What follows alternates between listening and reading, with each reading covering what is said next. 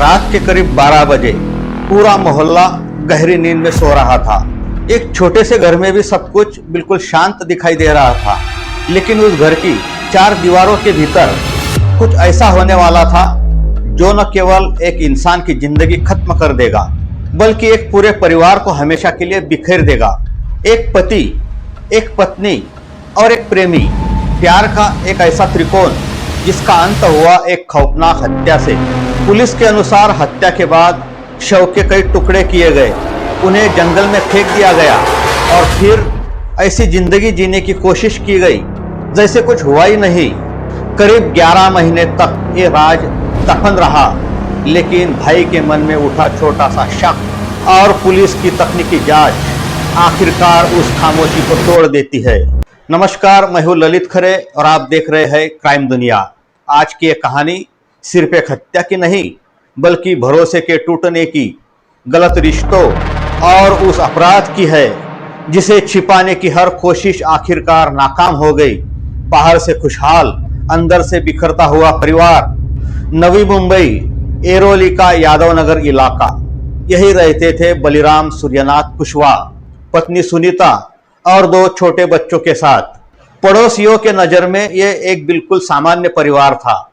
बलिराम मेहनत करके परिवार चलाते थे, सुनीता घर संभालती थी और बच्चे स्कूल जाते थे। जिंदगी अपनी रफ्तार से चल रही थी, लेकिन अक्सर अपराध वही जन्म लेता है जहां बाहर से सब कुछ सामान्य दिखाई देता है, क्योंकि 4 दीवारी के पीछे चल रही कहानी दुनिया की नजरों से छिपी रहती है।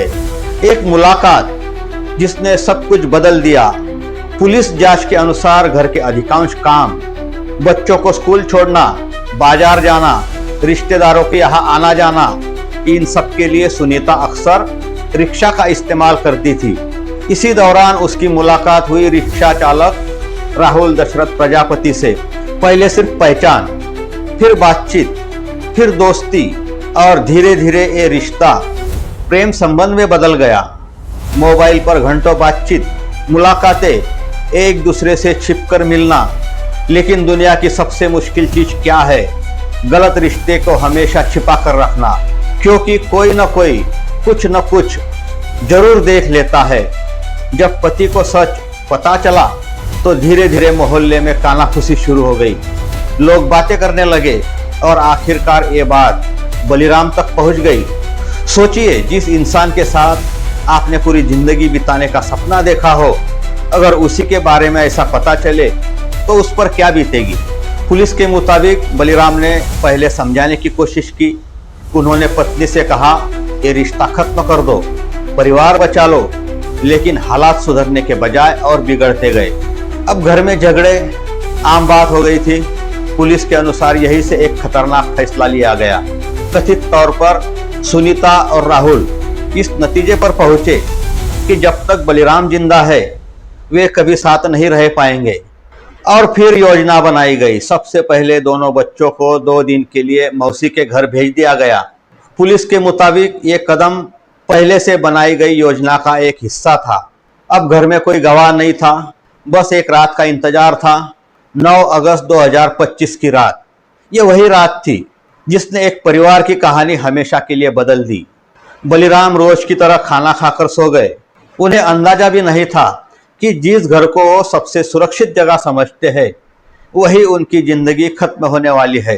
जब यह सुनिश्चित हो गया कि वे गहरी नींद में है, तब सुनीता ने राहुल को संदेश भेजा। राहुल पहले से बाहर इंतजार कर रहा था। दरवाजा खुला, वो अंदर आया और कुछ ही पलों में घर की खामोशी संघर्ष की आवाज में बदल गई। पुलिस का आरोप है कि पहले उनका गला दबाया गया, फिर धारदार हथियार से हमला किया गया। कुछ ही देर में सब खत्म हो गया। हत्या हो चुकी थी, लेकिन अब सबसे बड़ा सवाल था, लाश का क्या किया जाए। पुलिस के अनुसार आरोपियों ने शव के कई हिस्से किए। घना जंगल, सन्नाटा और चारों तरफ अंधेरा। यही शव के हिस्सों को अलग अलग जगह फेंक दिया गया। उन्हें लगा कि अब पुलिस कभी सच्चाई तक नहीं पहुंच पाएगी, लेकिन अपराध चाहे कितनी सफाई से किया जाए, वो कहीं ना कहीं कोई ना कोई निशान जरूर छोड़ जाता है। पुलिस के अनुसार हत्या के बाद सुनीता ने नया घर किराए पर लिया। अब वो राहुल और बच्चों के साथ रहने लगी। जब भी कोई पूछता बलिराम कहाँ है, हर बार एक नया जवाब मिलता। किसी से कहा घर छोड़कर चले गए, किसी से कहा झगड़ा हुआ था, और किसी को कुछ और कहानी। यही विरोधाभास आगे चलकर सबसे बड़ा सबूत बन गया। करीब 8 महीने बाद बलिराम का भाई गांव से नवी मुंबई आया। उसने अपने भाई के बारे में पूछा, जवाब मिला, लेकिन ये जवाब पहले सुनी हुई बातों से अलग था। यही से उनके मन में शक पैदा हुआ। उसने तलाश शुरू की। कहीं कहीं रिकॉर्ड नहीं, कोई फोन नहीं, कोई संपर्क नहीं। आखिरकार अप्रैल 2026 में रबाले एमआईडीसी पुलिस स्टेशन में गुमशुदगी की शिकायत दर्ज करा दी गई। यही से पूरी कहानी का रूप बदल गया।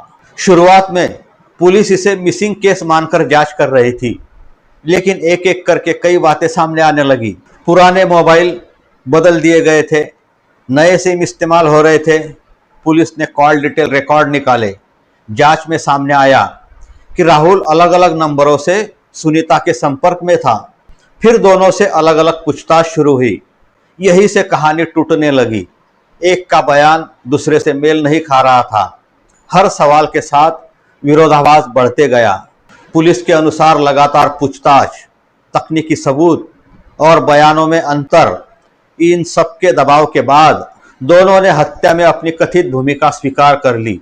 उनकी निशानदेही पर पुलिस जंगल पहुंची। सर्च ऑपरेशन शुरू हुआ और करीब 11 महीने से दफन ये रहस्य आखिरकार दुनिया के सामने आ गया। दोनों आरोपियों को गिरफ्तार कर लिया गया। मामले की जांच अभी जारी है और अंतिम निर्णय अदालत द्वारा किया जाएगा। एक गलत फैसला, एक अवैध रिश्ता और एक मासूम परिवार जिसकी कीमत जान देकर चुकानी पड़ी। ये मामला हमें याद दिलाता है कि कोई भी अपराध, चाहे कितना भी सुनियोजित क्यों न हो, सच्चाई किसी न किसी रास्ते से एक दिन सामने आ ही जाती है। अगर आपको ये वीडियो तथ्यपूर्ण लगा हो तो वीडियो को लाइक करें, चैनल को सब्सक्राइब करें और ऐसी ही सच्ची क्राइम स्टोरीज के लिए हमारे साथ जुड़े रहे। मैं हूँ ललित खरे। मिलते हैं अगली कहानी में। तब तक स्वस्थ रहिए, अपना ख्याल रखिए। धन्यवाद।